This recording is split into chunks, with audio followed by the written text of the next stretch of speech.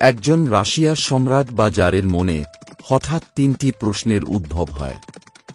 প্রশ্ন 3টি হল: 1 নাম্বার, কোনো কাজ শুরু করার সঠিক সময় কোনটি? 2 নাম্বার, কারা হলেন সবথেকে গুরুত্বপূর্ণ ব্যক্তি যাদের কথা শুনলে তিনি কখনো ব্যর্থ হবেন না? 3 নাম্বার, সবথেকে গুরুত্বপূর্ণ কাজ কোনটি যেটি তাকে সবথেকে প্রথমে করতে হবে? তিনি ভাবলেন এই 3টি প্রশ্নের উত্তর জানতে পারলে তিনি কোনোদিনও কোনো কাজে ব্যর্থ হবেন না।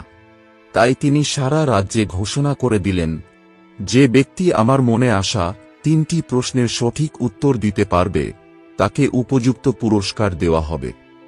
তাই পুরস্কারের আশায় বহু জ্ঞানী গুণী মানুষরা তার কাছে আসতে লাগলেন। প্রথম প্রশ্নের উত্তরে কেউ কেউ বললেন, প্রতিটি কাজের সঠিক সময় জানতে হলে আগে থেকে দিন, মাস, বছরের একটি ক্যালেন্ডার বা রুটিন বানাতে হবে, আর সর্বদা ওই রুটিন অনুসরণ করে কাজ করতে হবে। কেউ কেউ আবার বললেন, কোনো কাজের সঠিক সময় আগে থেকে নিরূপণ করা অসম্ভব। তাই আপনাকে আপনার চারপাশে ঘটতে থাকা সব ঘটনাগুলি ভালোভাবে লক্ষ্য করতে হবে, আর তারপর যেটা আপনার সবথেকে গুরুত্বপূর্ণ বলে মনে হবে সেটাই করতে হবে। একজন মানুষের পক্ষে প্রতিটি কাজ লক্ষ্য রাখা অসম্ভব। তাই আপনার অবশ্যই বিভিন্ন জ্ঞানী ব্যক্তিদের নিয়ে একটি কাউন্সিল গঠন করতে হবে। সেই কাউন্সিল আপনাকে কোনো কাজের সঠিক সময় স্থির করতে সাহায্য করবে। কেউ কেউ তখন আবার মতামত দিলেন, আমাদের জীবনে এমন কিছু কাজ এসে যায় যেগুলো কাউন্সিলের সামনে পেশ করার সময়ই থাকে না। তাই আপনার অবশ্যই একজন জাদুঘরের পরামর্শ নেওয়া দরকার, কারণ একজন জাদুঘরেরই শুধুমাত্র ভবিষ্যৎ দেখার ক্ষমতা থাকে। দ্বিতীয় প্রশ্নের উত্তরগুলিও ছিল ঠিক একই রকমভাবে বিভিন্ন। কেউ কেউ বললেন, সবথেকে গুরুত্বপূর্ণ ব্যক্তি হলেন মন্ত্রীরা। আবার কেউ বললেন পুরোহিতেরা। অন্যরা বললেন ডাক্তার। আবার কেউ কেউ বললেন সবথেকে গুরুত্বপূর্ণ ব্যক্তি হলেন যোদ্ধারা। তৃতীয় প্রশ্নের উত্তরে কেউ কেউ বললেন সবথেকে গুরুত্বপূর্ণ কাজ হল বিজ্ঞান। কেউ কেউ বললেন যুদ্ধের কৌশল। আবার কেউ বললেন ধর্মীয় উপাসনা। সকলের উত্তর ভিন্ন ভিন্ন হওয়ায় তিনি কারো উত্তরেই সন্তুষ্ট হতে পারলেন না। তাই তিনি কাউকেই পুরস্কার দিলেন না। তাই তিনি ঠিক করলেন তাঁর এই উত্তরগুলো জানার জন্য এক জ্ঞানী সন্ন্যাসীর সাহায্য নেবেন। কিন্তু সন্ন্যাসীটি একটি বনে বাস করতেন, আর তিনি কেবলমাত্র সাধারণ মানুষদের সাথেই দেখা করতেন। তাই সাধারণ মানুষের পোশাক পরে তিনি সন্ন্যাসীর সাথে দেখা করতে গেলেন। সন্ন্যাসীর কুটিরের থেকে কিছু দূর আগেই তিনি তার দেহরক্ষীদের ছেড়ে একাই গেলেন সন্ন্যাসীর সাথে দেখা করতে। তিনি সেখানে পৌঁছে দেখলেন সেই বৃদ্ধ ও দুর্বল সন্ন্যাসীটি তাঁর কুটিরের সামনে মাটি খুঁড়ছিলেন। সন্ন্যাসীটি জারকে দেখে স্বাগত জানালেন, আর মাটি খুঁড়তেই লাগলেন। এরপর তিনি তাঁর প্রশ্ন 3টি সন্ন্যাসীটিকে বললেন। সন্ন্যাসী প্রশ্নগুলি মন দিয়ে শুনলেন বটে, কিন্তু উত্তর দিলেন না। জারের সন্ন্যাসীর বৃদ্ধ অবস্থা দেখে মায়া লাগল।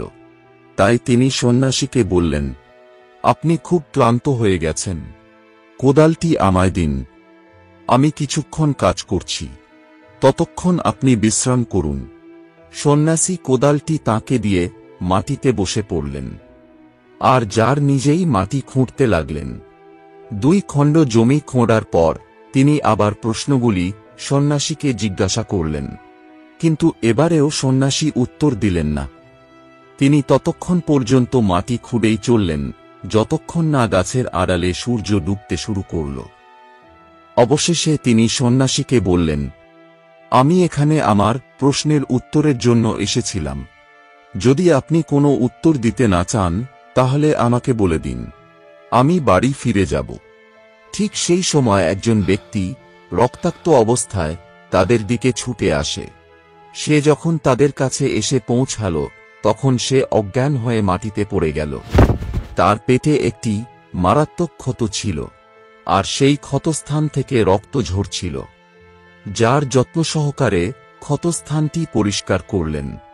তারপর তিনি তাঁর নিজের রুমাল ও সন্ন্যাসীর তোয়ালে দিয়ে ব্যান্ডেজ করে দিলেন। কিছুক্ষণ পরে রক্ত পড়া বন্ধ হল। আহত ব্যক্তিটি চেতনা ফিরে পেতে লাগল। তখন যার আহত ব্যক্তিটিকে জল পান করালেন।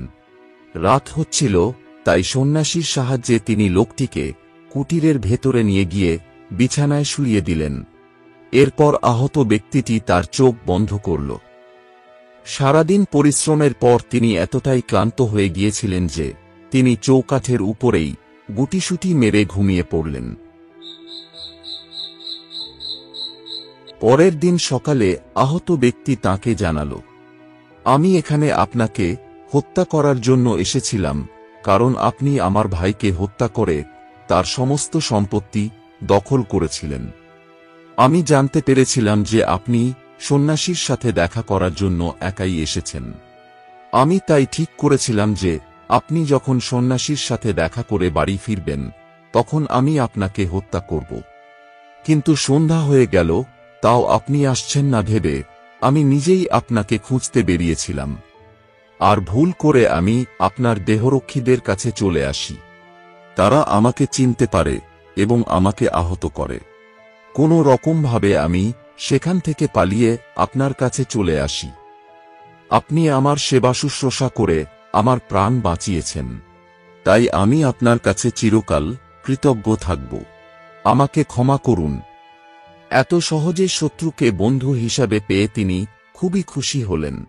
আর তিনি সেই আহত ব্যক্তিকে বললেন, আমি কথা দিচ্ছি, আমি আমার নিজের ডাক্তারকে আপনার কাছে পাঠাবো আপনার চিকিৎসা করার জন্য, আর আমি আপনার সমস্ত সম্পত্তিও ফিরিয়ে দেব।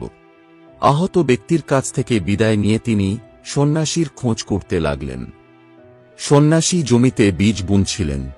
বাড়ি ফেরার আগে তিনি শেষবারের মতো আবার সন্ন্যাসীর কাছে গিয়ে প্রার্থনা করলেন। এইবার সন্ন্যাসী তার মুখ খুললেন, আপনি তো ইতিমধ্যেই উত্তর পেয়ে গেছেন। কিভাবে উত্তর পেলাম? আপনি কি বোঝাতে চাইছেন? ভেবে দেখুন, যদি আপনি গতকাল আমার উপর দয়া না দেখাতেন আর জমিটি না খুঁড়েই ফিরে যেতেন, তবে ওই লোকটি আপনাকে আক্রমণ করত আর আপনাকে মেরে ফেলত। তখন আপনি আমার সঙ্গে না থাকার জন্য অনুশোচনা করতেন। আবার যখন ওই লোকটি দৌড়ে আমাদের কাছে এলো, তখন সবচেয়ে মূল্যবান সময়টি ছিল যখন আপনি তার সেবা করছিলেন, কারণ আপনি যদি তাকে না বাঁচাতেন তবে সে আপনার সঙ্গে শান্তি স্থাপন না করেই মারা যেত। তাই সেই সময় সেই আহত মানুষটিই ছিল সবচেয়ে গুরুত্বপূর্ণ ব্যক্তি, আর আপনি তার জন্য যা করেছিলেন সেটিই ছিল সবচেয়ে গুরুত্বপূর্ণ কাজ। তাহলে সর্বদাই মনে রাখবেন, সবচেয়ে গুরুত্বপূর্ণ সময় হল বর্তমানকাল, কারণ এটাই একমাত্র সময় যখন আপনার কিছু করার ক্ষমতা আছে।